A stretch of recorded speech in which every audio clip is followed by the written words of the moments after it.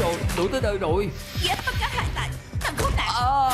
Chính cô ép chồng theo lên xe tôi hả? Phải thì đã sao?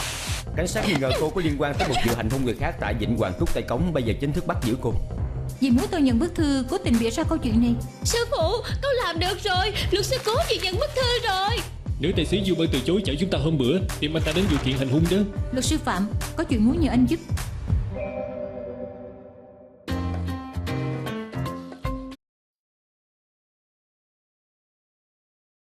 各有故事名著，總未曾說，說甜言蜜語，似鏡子脈搏相通心口情意，就似內心無盡處。命運就算分岔，各自向各有身份戲碼。願從你如散沙，當有着大難，守護我好嗎？當愛是無價，唔抗衡冷冬。為路伴隨是你跟他，熱情像我們最怕，陪住人心，時間堆積念掛。熱情像我們最怕，陪住人心，時間堆積念掛。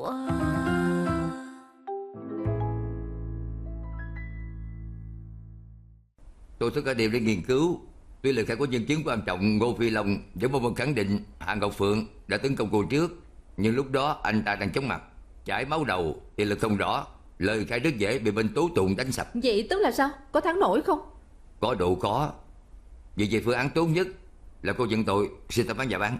Tôi không có làm, anh kêu tôi nhận tội, chưa gì đã nhận thua hả? Đây đã là cách tốt nhất rồi. Cô có tiền lệ rồi mà. Cô chịu nhận tội thì tôi giúp cô xin thẩm phán giảm án. Nói không chừng chỉ cần ngồi tù vài tháng, lấy ít ăn nhiều, làm vậy được đó. Nếu phải nhận tội tôi cần gì tìm anh? Không có chút năng lực, bây giờ tôi không cần anh giúp nữa. Tôi đuổi việc anh.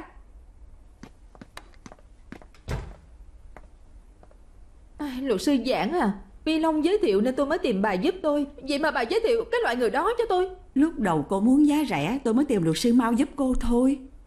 Rẻ tiền đúng là không có gì tốt, nhưng mà tìm luật sư khác ít nhất cũng phải mất 100.000. Cũng không xin viện trợ được. Cô từng nghe nói tới luật sư Phạm Trí Nghị chưa? Không có. Luật sư Phạm chuyên làm các vụ án hình sự, nhưng anh ta lấy giá mắc lắm. Nhưng mỗi năm anh ta đều làm 1-2 vụ án miễn phí, coi như là trả ơn xã hội. Mấy ngày trước mới gặp anh ta nói rảnh đó. Hay là tôi giúp cô tìm anh ta nha, được không? Được, dĩ nhiên là được. Đáng lẽ phải nói sớm. Tòa án Loan Tệ. Cô Hạ, cho hỏi tại sao cô xuất hiện tại hiện trường vậy? Tôi đi bắt Giang và đòi nợ. Cô có thể nói rõ ràng hơn. Cô bắt Giang ai, đòi nợ ai chứ? Bạn trai của tôi, Ngô Phi Long. Ảnh muốn bỏ tôi. Tôi nghi ngờ anh ấy đã quen người phụ nữ khác. Hơn nữa ảnh còn nợ tôi 88.800 đô chưa trả. Cô có thể nói lại tình hình tại hiện trường vụ việc. Cô tới đó đã xảy ra chuyện gì? Căn nhà thôn tôi đoán chính là nhà của Tiểu Tam. Tôi chưa bắt Giang bao giờ, nên tôi trốn trong chiếc xe bỏ quang trước nhà họ, đợi họ xuất hiện đó. Sau đó thì sao? Sau đó họ trở về từ bên ngoài. Người phụ nữ đó mở vòi nước rửa xe. Sau đó thì họ đi vào nhà.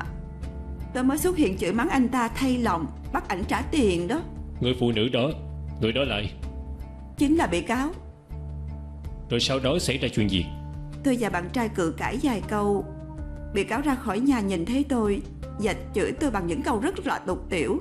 Hai người họ còn đẩy tôi rất là mạnh nữa. Người nam thì giữ chặt tôi, người nữ thì nắm tóc tôi kéo, muốn đuổi tôi đi. Vậy lúc đó cô có phản ứng như thế nào? Thì khóc và chửi đó. Sau đó bạn trai tôi bất cẩn dướng chân vào vòi nước ở dưới đất. Tôi mới nhân cơ hội đẩy cô ta ra, lụm lấy vòi nước ra xức xịt bạn trai tôi. Sau đó ảnh muốn đứng dậy nhưng bị dấp té, khiến trán bị trầy và chảy máu rất là nhiều. Sau đó thế nào? Có lẽ bị cáo nhìn thấy Phi Long bị thương, cô ta giận tới nỗi người run bần bật, cầm lấy chai thủy tinh bị dở xông đến chỗ tôi, muốn giết chết tôi đó. Sau đó tôi bị cô ta đâm trúng người nên ngất xỉu. Thưa thẩm phán, tôi đã hỏi xong rồi. Cô Hạ, trước khi xảy ra vụ việc, cô có quen biết đương sự của tôi, tức là bị cáo không? Không biết. Cô nói cô đi theo Ngô Phi Long đến hiện trường vụ án. Tại sao cô lại đến trước vậy?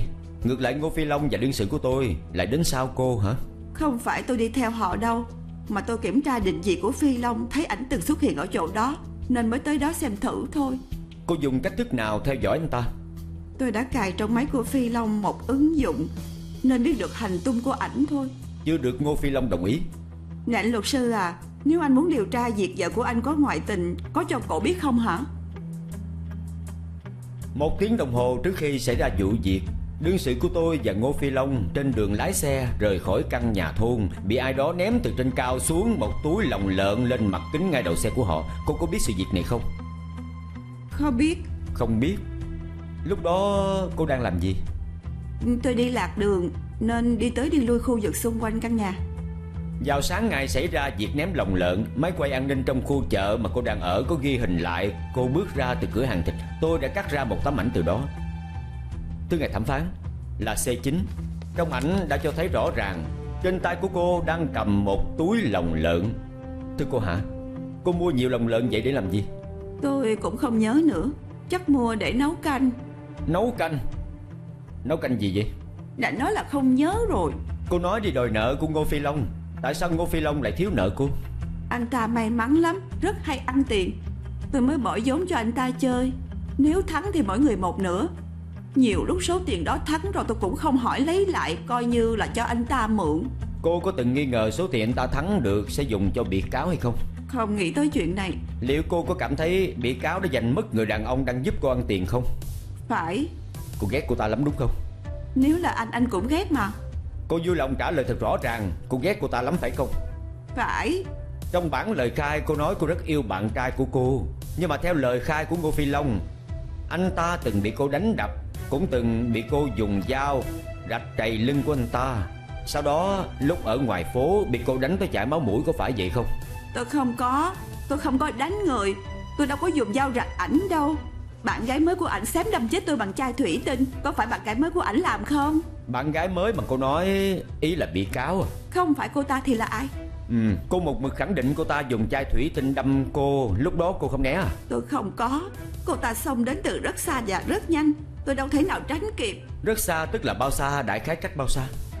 Đại khái từ chỗ tôi tới chỗ anh đó xa cỡ đó đó. Rồi sau đó? Sau đó tôi bị cô ta đâm trúng và ngất xỉu rồi. Cô không thử né tránh hoặc là bắt lấy cô ta? Tôi đã nói lúc đó tôi đờ cả người không kịp phản ứng mà. Lúc tôi cảm nhận sự đau đớn, tôi đã bị chai thủy tinh đâm trúng rồi. Vậy bị cáo đã dùng tay nào cầm chai thủy tinh vậy? Tay phải. Cô chắc chắn? Chắc chắn.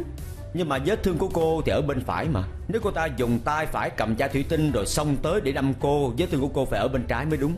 Thì chúng tôi đang giằng co với nhau, hai cái tay không ngừng cử động, đâu có nói chính xác được chứ. Khoan đã, sao cô nói không kịp phản ứng? Mới đầu tôi không kịp phản ứng.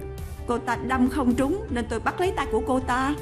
Rốt cuộc là lúc cô ta xông đến cô không kịp phản ứng, bị cáo đâm trúng, hay là cả hai giữ chặt lấy nhau không ngừng giằng co hả? Thật sự tôi không nhớ. Vậy lúc đó cơ thể của cô đang đứng đối diện cô ta hay đứng nghiêng với cô ta? Mặt cô hướng về ánh mặt trời hay là mặt bị cáo hướng về ánh mặt trời? Ở chính diện. Không phải. Mặt nghiêng. Tôi không nhớ nhiều như vậy. Nói chung là tay cô ta giữ chặt tôi. Không phải tôi chết thì cô ta chết. Thưa ngài thẩm phán, tôi muốn mời nhân chứng thị phạm tình huống xảy ra ngày hôm đó. Phê chuẩn. Vừa rồi cô nói bị cáo nắm lấy tay cô, không phải cô ta chết thì cô chết. Cô cứ coi cô ấy là đương sự của tôi. Mời cô thị phạm tình huống ngay lúc đó. Lúc đó tay phải của bị cáo nắm lấy tay phải của tôi. Cả hai giằng co với nhau. Tôi thì không muốn cô ta giữ tay. Vậy còn tay trái, lúc đó đang làm gì? Tay trái của tôi thì vịn bắp tay phải của cô ta, muốn giật tay ra để cô ta buông tay tôi. Kết quả có thành công không? Không thành công. Lúc đó tay trái của bị cáo đang làm gì? Tôi không có để ý. Có thể nào lý giải rằng tay trái của bị cáo không có sự tấn công nào nhằm vào cô đúng không? Tôi không biết. Cô khẳng định việc cô đang thị phạm đang phản ảnh tình huống thực sự ngay lúc đó. Thì cũng như vậy thôi. Thưa ngài thẩm phán, thị phạm xong rồi. Xin mời nhân chứng quay về chỗ ngồi. Bị cáo dùng tay phải nắm lấy tay phải cô, tay trái cô nắm lấy bắp tay của cô ta, và tay trái cô ta không tấn công cô. Vậy cho hỏi cô ta đã dùng tay nào để cầm chai thủy tinh đâm cô vậy? Vừa rồi thị phạm của nhân chứng quả thực đã tái hiện tình huống xảy ra vào lúc đó. Nhưng mà người cầm chai thủy tinh để đâm người không phải đương sự của tôi mà là cô. Không phải. Sự thật là lúc đó tay phải của cô đang cầm chai thủy tinh xông đến muốn đâm đương sự của tôi. Nhưng đương sự của tôi kịp thời bắt lấy tay phải của cô. Hai người đã xảy ra giằng co. Vậy là cô dùng tay trái giữ lấy bắp tay phải của cô ta, rồi dùng tay phải cầm chai thủy tinh để đâm cô ta, có phải không? Không phải mà. Đương sự của tôi vì muốn tự vệ nên mới phản kháng. Cô ta đẩy mạnh cô khiến cô bị ngã, mới bị chai thủy tinh đâm trúng, có phải vậy không? Không phải. Tất cả đều do cô tự làm cho cô bị thương. Là vì cô thấy không phục cho nên mới vu khống đương sự của tôi. Không phải mà. Cô Hà, cô có phủ nhận của ích. Vừa rồi thị phạm của cô đã đủ chứng minh cho việc cô đang nói dối. Phải đó. Tôi muốn con tiện nhân đó chết. Dám tranh giành bạn trai với tôi. Cô ta đáng chết mà. Chai thủy tinh đâm cô ta không chết là cô ta hên. Anh giúp cô ta như vậy anh dang dí với cổ hả? Từ ngày thẩm phán, tôi đã hỏi xong. Wow, hồi nãy anh không nhìn thấy thôi. Luật sư Phạm vừa xuất hiện để phản bác lại những gì cô ta nói. Cô ta nói một hồi cũng tự lòi đuôi chuột, cái gì cũng khai ra hết. Dạ, gặp được luật sư Phạm, ra đường gặp quý nhân rồi. Cô đúng là ra đường gặp quý nhân. Thì không ngờ gấp gáp như vậy cũng tìm được luật sư Phạm giúp tôi. Hơn nữa còn miễn phí nữa. Cảm ơn. Không cần khách sáo, tôi đi đây. Được, cảm ơn anh. Cảm ơn nha, Cảm ơn nhiều nha. cảm ơn. Giải quyết xong rồi, thả ngay tại tòa. Cảm ơn. Cô nhờ tôi, làm sao tôi dám từ chối chứ. Những vụ loại này đã lâu rồi tôi không có làm. Cũng vui lắm. Tôi gửi chi phiếu cho anh sao? Không có vấn đề gì. Ông La, thật ra lần này tôi hẹn ông Linh đi vì muốn hỏi rõ hơn. Có nhất thiết phải giải thể không?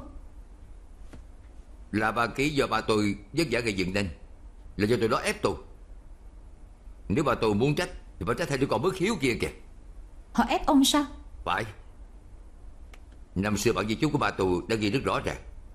Công ty sẽ do ba anh em chúng tôi đồng sở hữu. Nhưng hai đứa em trai em gái bất hiếu này trước giờ chưa từng tuân theo ý nguyện của ba tôi, còn muốn dùng thủ đoạn bỉ ổi để đá gệnh hai này ra nữa. Đó, vừa mới đấy thôi. Chưa được tôi cho phép là sắp xếp con cái vào hội đồng quản trị. Nói thì nói là đào tạo người tiếp quản, thực chất tụi nó hùa nhau để chống đối với tôi. Chuyện gì cũng phải đối đầu với tôi, không hề coi tôi là trưởng bối. Theo như những gì ông nói với Paul, sản phẩm xách xíu đông lạnh hút chân không của công ty ông chính là ngòi nổ khiến ông trở mặt với hai đứa em đúng không? Phải. Tụi nó thì viện cớ nó muốn xây dựng công xưởng mới, và còn muốn đầu tư máy móc mới nữa. Mở miệng ra đòi cả trăm triệu đó. Tôi phải rao bán bao nhiêu xá xíu mới hoàn vốn được. Còn nữa, xá xíu hút chân không đó rất khó ăn. Rõ ràng muốn phá hoại thương hiệu của gia đình mà. Tôi biết lý do tại sao nó muốn làm vậy. Muốn nuốt luôn cổ phần của tôi đó. Ông có nói rõ việc từ chối mở rộng đầu tư không? Dĩ nhiên là có. Hôm đó tụi nó ép tôi đi xem nhà xưởng. Tôi nói rất rõ ràng rồi là tôi không có muốn làm rồi. Nhưng cổ phần hai đứa nó gộp lại nhiều hơn tôi có thể từ chối sao? Thật ra tôi định đem tất cả cổ phần bán ra bên ngoài để khỏi phải phiền lòng nữa. Nhưng di chúc của ba tôi có quy định rồi, cổ phần chúng tôi không được bán cho người ngoài. Nếu đã không bán được cho người ngoài thì đành phải bán lại cho tụi nó thôi. Nhưng hai đứa tụi nó lại thông đồng ép giá của tôi. Cô nói coi, tôi có những đứa em như vậy, người làm anh hai như tôi có cảm thấy nản lòng không? Hiểu mà. Ông La, vụ này đã được lên lịch rồi. Khi nào bên tòa án trả lời, chúng tôi sẽ báo cho ông biết. Cảm ơn. Không tiện.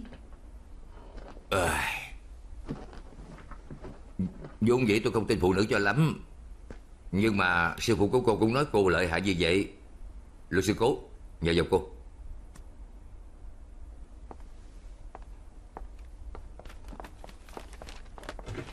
Cậu thấy những gì ông ta nói có bao nhiêu phần trăm sự thật? Như cũ nha. Lại 3 năm. Sao hả? Cảm thấy không đủ? Đủ. Tôi làm liền mà. Nè, là ai vậy? Làm gì ở đó vậy? Nè.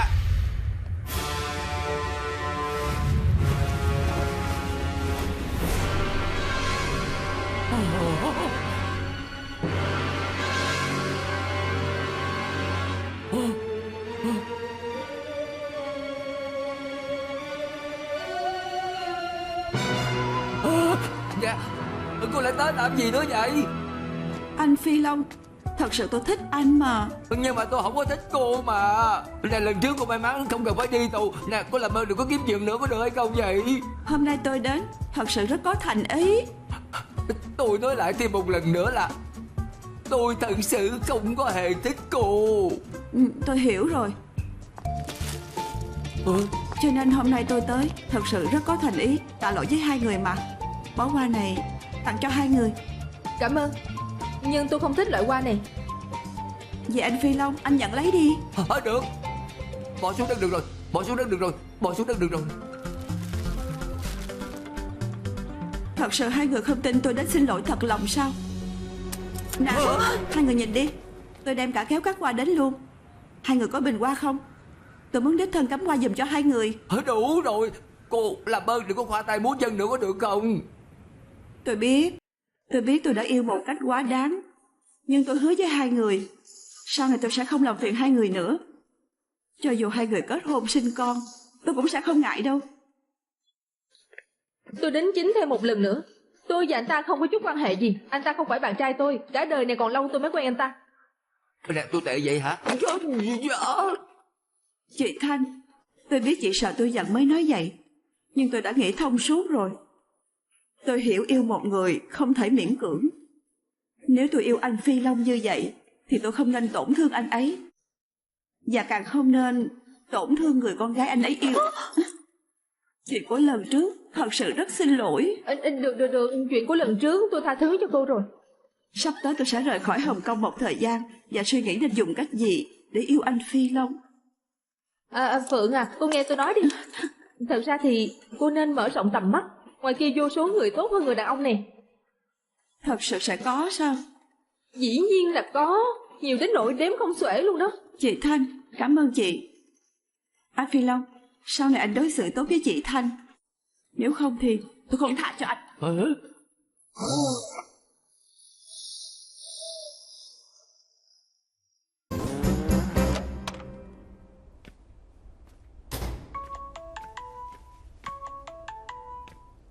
Alo, tôi đây. Cái gì? Làm ơn uống đi. Đã nói không uống mà đi đi. Đừng đứng đây phiền tôi nữa. Huyết áp của bà ấy lại lên rồi. Chúng tôi dỗ cả buổi sáng bà ấy cũng không chịu uống thuốc. Đi đi. Gọi cho con gái lớn bà ấy chưa? Gọi điện thoại không thấy bắt máy, nhắn tin không thấy trả lời. Tôi ra ngoài một chút, tôi sẽ về ngay. Luật sư Cung, nghe nói bà là người có học thức và giỏi nhất ở đây hả? Cô là ai hả? Trẻ như cô cũng vào đây ở sao? Tôi là ai bà không cần quan tâm. Nói chung thì có một việc bà nhất định sẽ không giỏi hơn tôi. Nè, ở đây có 2 phần sandwich. Bà dám đua với tôi xem ai ăn nhanh hơn không? Bánh sandwich không phải mua ở Lâm Khôn Ký thì tôi không ăn đâu. Cố tình đi Lâm Khôn Ký mua bánh mới ra lò đó. Đua thì đua. Chuẩn bị nha. 1, 2, bắt.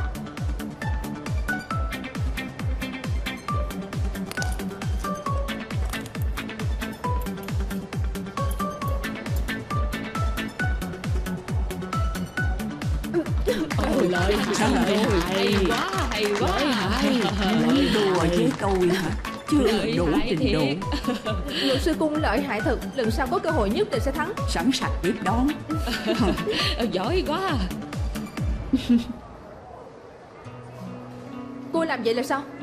Lúc đó cô vỗ ngực nó sẽ chăm sóc cho má. Giờ thì không bắt máy điện thoại. Lỡ như má gặp chuyện gì thật, chết rồi cũng không ai biết. Cô cũng biết tôi đang làm việc. Không phải muốn bắt là bắt. Má không chỉ có một đứa con gái thôi đâu. Cô cũng có trách nhiệm chăm sóc. Phải, tôi cũng là con gái bà ấy. Nhưng tiếc rằng trong thâm tâm bà ấy chỉ có một mình luật sư Cố đây thôi. Ngay cả tôi là ai cũng không nhận ra. Vậy cô càng phải đến thăm bà ấy nhiều hơn. Lần trước bác sĩ đã nói rất rõ, càng nhiều người nhà đến thăm bà ấy sẽ không sa sút trí nhớ nhanh như vậy. Cô nói dễ nghe quá. Không cần làm hả? Không cần kiếm tiền sao? Cô thật sự không thay đổi gì hết. Lúc nào cũng chỉ viện cớ. Từ nhỏ tới lớn đều như vậy. Cô không cảm thấy đáng buồn sao? Đáng buồn hả? Cuộc đời tôi điều đáng buồn nhất chính là có người chị như cô kìa. Học nhiều hơn người khác thì tưởng mình hay ho lắm. Cô nghĩ rằng cô cao thượng như vậy thật hả? Cô không xem lại cô đã giúp những gì cho người thư kiện. Kiếm những món tiền dơ bẩn, tôi nghĩ thấy là đã buồn nôn. Tôi giúp những người gì cô quản không tới. Tôi chỉ biết là nếu không có người chị này thì cô đã đi tù rồi. Đi tù gì hả? Cô nói là đúng sao? Cô cảm thấy trên đời này có bữa ăn miễn phí thật sao? Luật sư Phạm là do cô mời hả? Cũng không đến nỗi ngốc.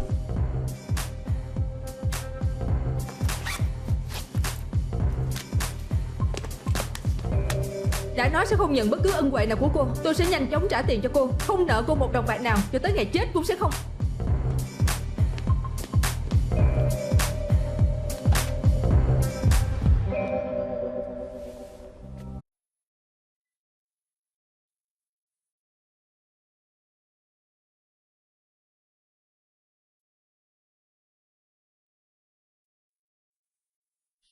Có chuyện sao?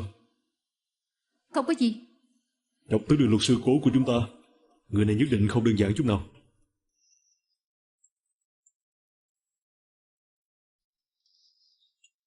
Alo. Cũng sắp rồi. Điếc rồi dài dòng ghê. Chúng ta gặp nhau. Bye. Dạ anh mới nhắc anh. Tối nay nhớ về nhà ăn cơm. Chắc cô ấy sợ anh quên mất hôm nay là ngày gì. Sinh nhật cô ấy trùng với con gái của anh. Sao mà anh dám không nhớ chứ? Anh đã mua quà chưa? Kêu tài xế mua rồi. Thứ quan trọng như vậy sao kêu tài xế đi mua? Gọi điện kêu anh ta khỏi mua đi.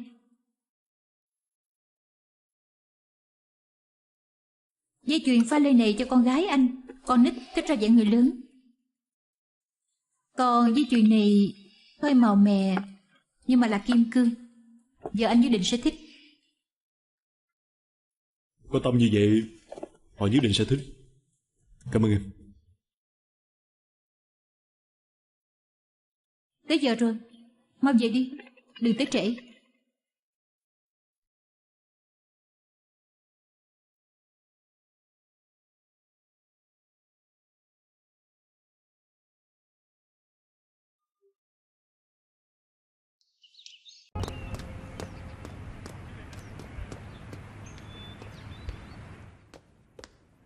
Xin lỗi, tôi tới trễ. Không sao. Có thể đặt tro cốt của ba cô lên rồi. Chỉ có tôi và anh, không còn ai sao?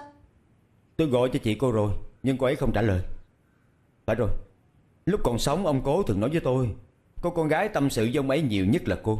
Người thích bám lấy ông ta nhất cũng chính là cô. Tại sao hôm làm tang lễ cô không tới? Hôm đó tôi làm việc về trễ, tới lúc đêm khuya nên anh mới không gặp tôi thôi.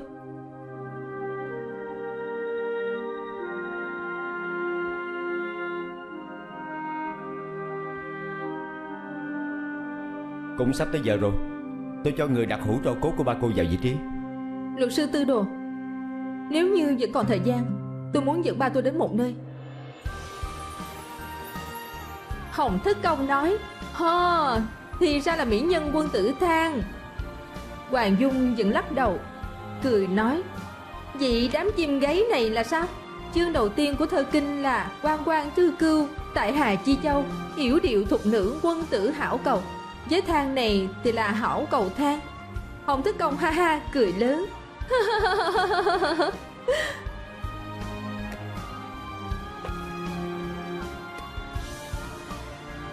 Quách Thanh Đồng khóc và nói, đúng rồi.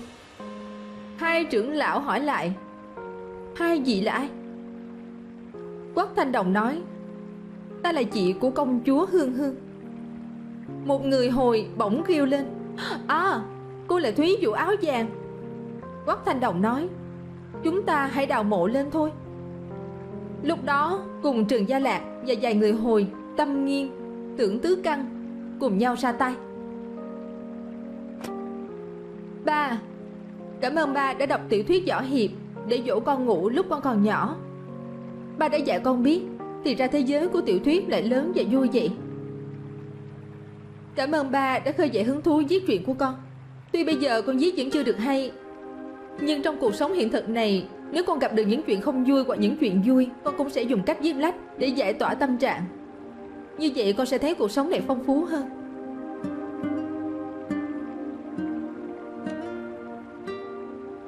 Con rất cảm ơn sự khích lệ không ngừng của ba. Con nhất định sẽ tiếp tục viết lách. Sau này con viết được tác phẩm hay, con sẽ đến đây đọc cho ba nghe.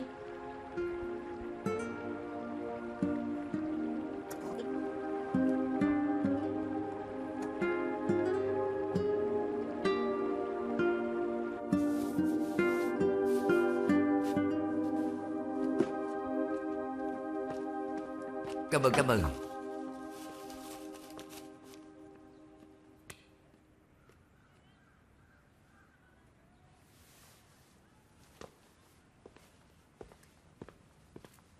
Cảm ơn anh.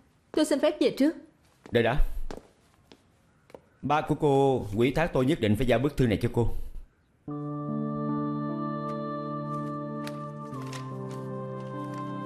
Thanh Đồng à, từ lúc còn sống, ba không làm ra những chuyện có hại cho người khác, nhưng cũng đã khiến nhiều người phụ nữ đau lòng vì ba. Thật ra ngoài ba chị em con ra, con vẫn còn một cô em gái cùng cha khác mẹ. Nó tên Cố Ngữ Yên. Trước khi bà mất, biết được Ngữ Yên trải qua giai đoạn tồi tệ nhất của đời người. Lần trước lúc bà lén lút đi gặp nó gầy đi rất nhiều. Bà hy vọng con có thể giúp cho nó. Ba của cô muốn cô giúp cô em gái này tăng vài ký thể trọng. Nếu như trong vòng 3 tháng có thể giúp cân nặng hiện nay của cô ấy từ 43 kg tăng lên 49 kg hoặc hơn, thì xem như hoàn thành nhiệm vụ. Lúc đó cô sẽ được chia tài sản thừa kế 10 triệu đô. 10 triệu hả?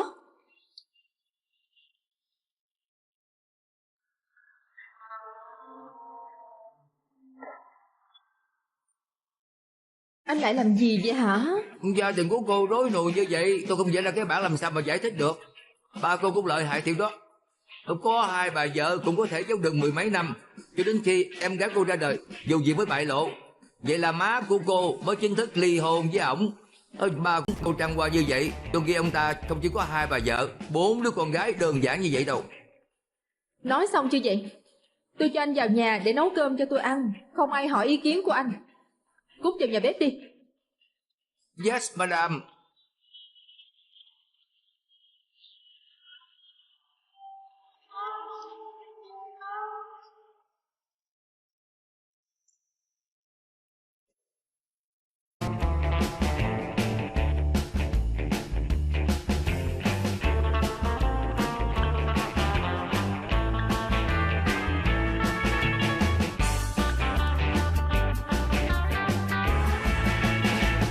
Dự án lễ tình nhân của chúng ta tiến hành ra sao rồi? Tôi và Daisy bước đầu đã lên bản thảo dự án rồi. Ray, không phải cô đang nghỉ phép sao? Tôi không nghĩ nữa. Chút nữa sẽ bù lại giấy phép cho anh. Tôi chủ trì lại cuộc họp.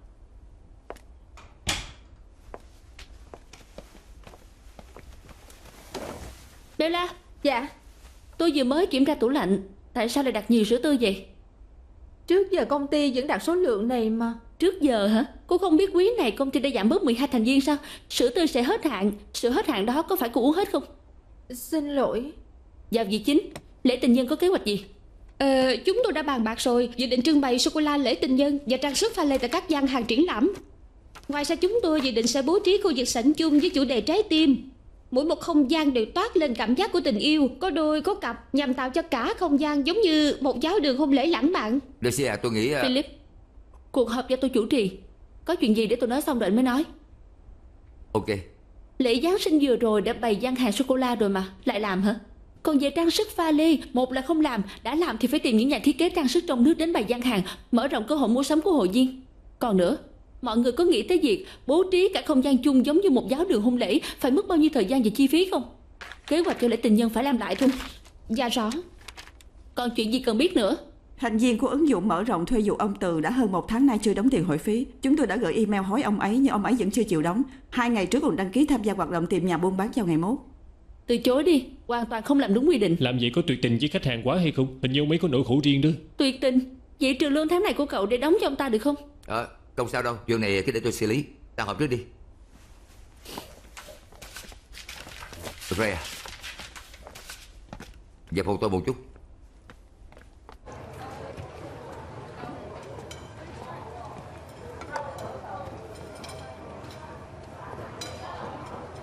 Ông Từ, ông vẫn chưa đóng hội phí tháng này có đúng không? Tại sao ông vẫn có thể sử dụng dịch vụ của chúng tôi bao gồm cả việc ăn sáng? Xin lỗi, gia đình tôi gần đây xảy ra chút chuyện. Tôi biết, vợ ông bị ung thư cần tiền để chữa trị mà đúng không? Như vậy cũng đâu có nghĩa là ông được miễn đóng hội phí đâu. Cô cho tôi thêm 1 tuần nữa được không? Tôi nhất định sẽ tìm khách trong ngày hội buôn bán. Vậy nếu không tìm được thì sao? Ông nói vợ ông bị bệnh, dĩ nhiên chúng tôi cũng sẽ đồng cảm với ông. Nhưng sự đồng cảm chỉ giúp được ông một thời, không giúp được ông cả đời. Ông phải dựa vào chính mình để giải quyết vấn đề, mà không phải chuyển giao vấn đề cho người khác. Raya, tôi biết rồi, để anh xử lý chứ gì. Nếu chúng ta dung túng để cho ông ta không đóng hội phí, như vậy công bằng cho những hội viên khác sao? Xin lỗi nha. Cô theo tôi ra ngoài. Anh gọi tôi lên đây làm gì chứ? Thật ra cô có chuyện gì không ổn gì? Sao thái độ của cô thay đổi 180 độ, hoàn toàn khác với ngày xưa vậy? Ngày xưa hả? Đã không còn ngày xưa nữa. Nếu anh không hài lòng thì đuổi việc tôi đi. Bây giờ tôi không phải dùng thân phận cấp trên để hỏi cô đâu. Tôi đang dùng thân phận một người bạn tốt để quan tâm tới cô. Tôi không cần anh phải quan tâm tôi. Anh rảnh rỗi quan tâm như vậy, chẳng thà quan tâm con mèo của tôi đi. Nếu anh chịu giúp tôi chăm sóc cho nó, tôi có thể yên tâm chết ngay lập tức. Không nói nữa đúng không? Tôi xuống làm việc đây.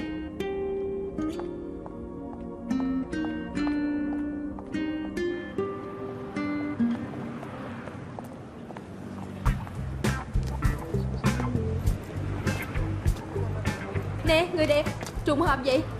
Tôi đang đợi đơn tiếp theo nè, cô đi đâu tôi chở cho. Tôi không có ý định gọi xe. Bây giờ là giờ tan tầm, khó đón xe lắm. Cô để tôi chở cô đi. Cùng lắm tôi khuyến mãi cho cô đi 10 tặng 1, chuyến này được miễn phí. Cô chắc sau này tôi sẽ gọi cô hả? Ê, dịch vụ của tôi tốt vậy mà. Nhất định cô sẽ gọi nữa thôi. Tôi đang giúp bạn tôi chạy quảng cáo nè. Những gì để trong giỏ tất cả đều miễn phí hết, ăn uống thoải mái, đừng khách sáo với tôi. Không cần đâu, cảm ơn. Thật mà, tôi thử gói khoai tây chiên rồi, ngon lắm đó. Đảm bảo ăn rồi sẽ không ngừng lại được. Sao hôm nay về nhà sớm vậy? Không đi chơi sao? Mỗi ngày cô... Nhìn đằng trước, tập trung tinh thần lái xe đi.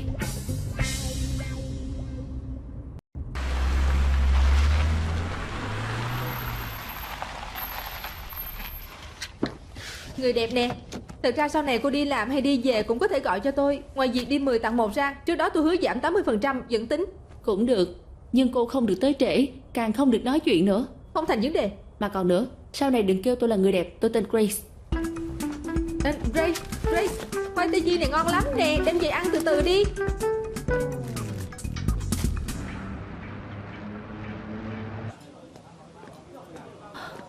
Ba má, gấp gáp tìm con có việc gì vậy? Tay ba sao vậy? Hôm qua công ty cho vay nặng lãi đến đòi nợ. Sau đó bọn chúng đốt báo trước cửa nhà. Bà má sợ quá chạy ra khỏi nhà, bất cẩn nên bị thương đó. Lại là Minh Hàng. Lần này nó lại mắc nợ bao nhiêu tiền nữa? Nó học đòi chơi cổ phiếu. Lần này nợ người ta 5 triệu đô đó. Ngữ Yên, ba má thật sự hết cách mới phải tìm con đó. Vậy ba má muốn con giúp nó thế nào đi? Con có thể thế chấp căn nhà của con và Minh Hiên để giúp Minh Hàng vượt qua khó khăn này không? Ngữ Yên à, con hãy nể mặt của Minh Hiên giúp em trai nó đi. Nếu không thì lần này Minh Hàng chết chắc đó. Con biết rồi đó. Ba má không có muốn làm phiền con, nhưng lần này nó thật sự hết đường để đi rồi. Con coi như rủ lòng tốt giúp ba má một lần. Còn về tiền bạc thì sau này ba má sẽ nghĩ cách trả lại cho con. Ba má không cần phải nói nữa, con sẽ không giúp nó. Đây cũng không hẳn là lần đầu. Ba má giúp được nó một thời, không giúp được nó cả đời. Nó phải tự gánh chịu hậu quả cho lỗi lầm của nó, mà không phải là đẩy cho ba má. Càng không nên đẩy hết cho con gánh chịu. Ngữ Yên, con còn phải đi làm nữa. Ngữ Yên.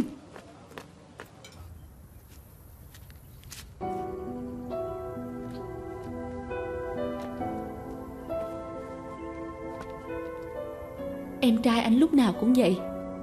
Nghĩ có ba má giúp nên làm gì cũng không nghĩ đến hậu quả. Thích làm gì thì làm. Nợ tới 5 triệu đô lận đó. Làm sao mà có năng lực giúp nó trả được chứ? Thế giới này thực sự không công bằng. Tại sao người bị xe đụng chết không phải là nó vậy chứ?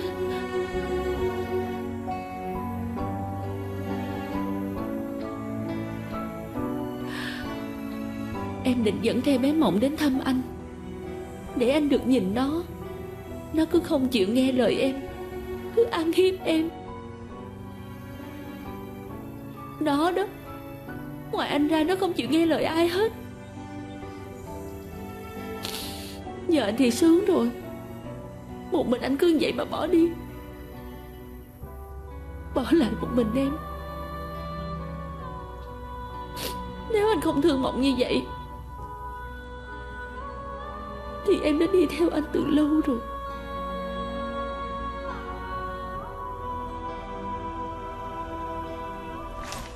Đừng làm Đừng vậy vậy mà. vậy mà. đứng dậy đi. Đứng dậy đi mà, đừng có làm vậy mà. Đứng dậy Đứng dậy đi. đừng vậy mà.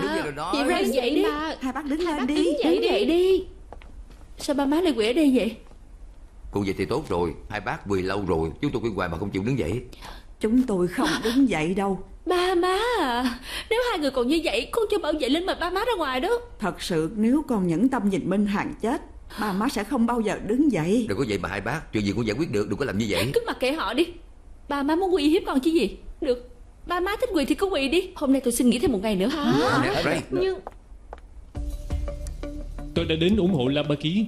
Thì ra phiên bản thật sự khác nhau rất nhiều so với những gì La Gia Bính kể. Tiếp tục. La Gia Bính nửa năm về trước thì ra cũng có phần đi tìm môi giới nhà đất, dẫn họ đi xem đất để mà xây nhà xưởng. Cũng có phần đi tìm công ty công trình thiết kế nhà xưởng mới và chuỗi sản xuất. Bản photo giấy quỹ thác có chữ ký của ông ta và giấy tờ làm việc với bên công ty công trình tôi đã đem về rồi. Tôi còn điều tra được mấy tháng trước La Gia Bính bị thua lỗ cổ phiếu, thua 50 mấy triệu đô không có tiền trả. Vì vậy tôi hoàn toàn có lý do tin rằng lần này La Gia Bính nôn nóng muốn làm đơn xin giải thể công ty, rõ ràng là muốn có được số tiền mặt để mà trả nợ. Cho nên tôi có thể khẳng định rằng những gì La Gia Bính nói với chúng ta trên cơ bản tất cả đều là nói dối.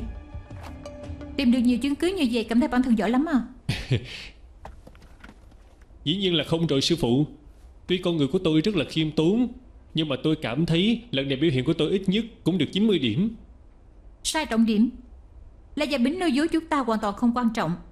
Trách nhiệm của tôi chính là tìm được bằng chứng khiến cho thẩm phán tin rằng giải thể công ty là vì có lợi cho cổ đông. Vậy thì nhiệm vụ của tôi sẽ hoàn thành. Biết cậu sai chỗ nào không? Không biết.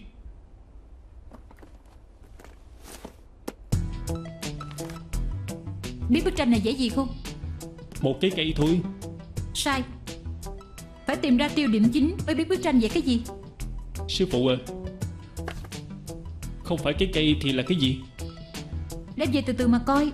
Giúp tôi gọi cho Paul. Tôi muốn gặp La Gia Bính. Ông La, thứ hai tuần sau lên tòa lần 1. Lần này gọi ông lên đây là để nhắc nhở ông phải chuẩn bị sẵn sàng. Tôi có việc cần phải chuẩn bị chứ. Về phía luật sư cô nói đúng không? Tôi chuẩn bị xong rồi, tôi có đem chi phiếu tới nè. Ý của tôi là luật sư của đối phương sẽ gọi ông lên tòa lần 1. Theo như quy trình trước giờ, họ sẽ dùng đủ mọi cách để tấn công ông. Vì vậy, nếu như có thể, ông nên giải quyết việc của bản thân ông càng sớm càng tốt. Ví dụ như tình hình tài chính của ông các thứ. Luật sư cố, tôi không hiểu ý của cô là cái gì. Không hiểu cũng không sao, tôi sẽ giải thích cho ông biết. Tôi xin phép vào lấy hồ sơ. Nghe nói vào 2 tháng trước ông đã chơi lỗ cổ phiếu, thua không ít tiền hả? Đâu có. Ai nói với cậu vậy? Trước đó tôi có xem những tờ báo lá cải, nhìn thấy ông thỉnh thoảng cùng với những người bạn có công ty lên sàn hẹn ăn cơm với các em gái minh tinh. Phải, vậy thì đã sao?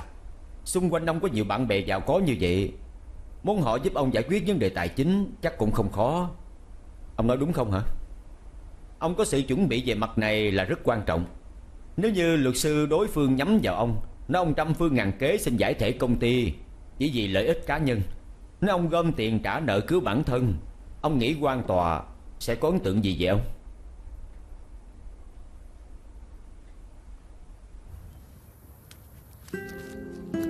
Ông xã à, anh từng nói muốn thấy thần tượng đoạt giải quán quân ở giải Championship mà. Bây giờ anh vào top 4 rồi, được phát sóng trực tiếp. Ly thủ công mà anh thích uống nhất nè, em mua cho anh uống đó. Ngày xưa chúng ta cùng nhau xem thi đấu, anh một ngụm em một ngụm mà uống. Anh còn nói là sau này khi trả góp xong căn nhà, có một khoản tiền dư, nhất định phải bay ra nước ngoài xem một trận thi đấu đấu kiếm quốc tế. Mỗi một câu anh nói em đều ghi nhớ. Nhưng còn những gì em nói, em từng nói anh nhất định không được chết trước em. Tại sao yêu cầu nhỏ như vậy mà anh không làm được chứ?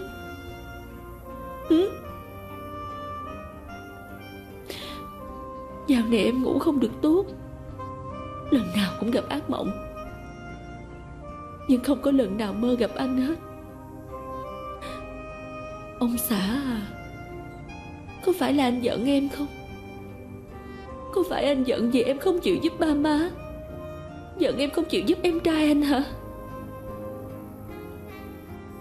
Thật ra em từng nghĩ một nửa căn nhà là của anh, giúp hay không giúp Hay là để anh quyết định nha.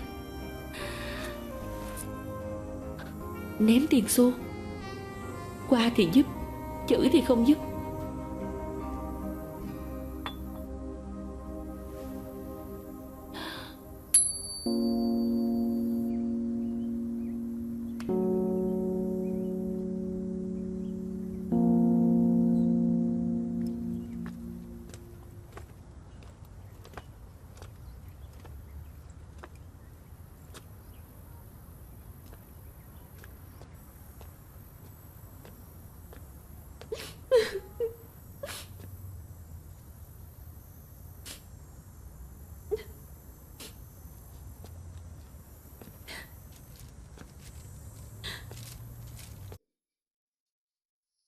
Cảm ơn. Cô ngồi với tôi một chút được không?